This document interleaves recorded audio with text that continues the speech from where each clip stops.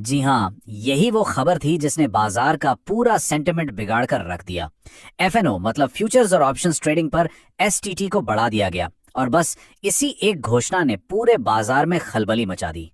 तो सबसे पहले अगर ऑप्शंस ट्रेडिंग की बात करें तो यहाँ पर एसटीटी को 0.1% से बढ़ाकर 0.15% कर दिया गया है। मतलब सीधा सीधा आपकी ट्रेडिंग की लागत अब बढ़ जाएगी। लेकिन असली झटका लगा है फ्यूचर्स ट्रेडिंग में। यहाँ पर टैक्स 0.02% से सीधा 0.05% कर दिया गया है। ये 150% की बढ़ोतरी है, मतलब 2.5 गुना ज्यादा। और बाजार को सबसे ज्यादा झटका इसी घोषणा से लगा है।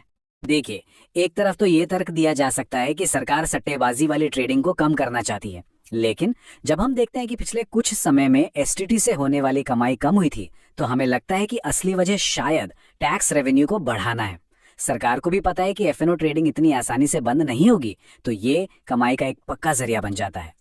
जैसे कि सरकार का उधारी का आंकड़ा जो कि काफी बड़ा है, टीसीएस यानी टैक्स कलेक्टेड एट सोर्स पर थोड़ी राहत दी गई है और बायबैक टैक्स के नियमों में भी कुछ सुधार किया गया है।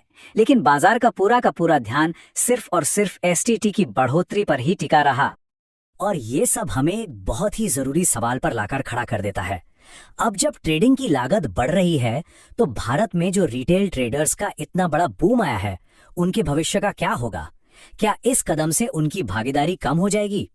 ये एक बहुत बड़ा सवाल है जिसका जवाब हमें आने वाले समय में मिलेगा।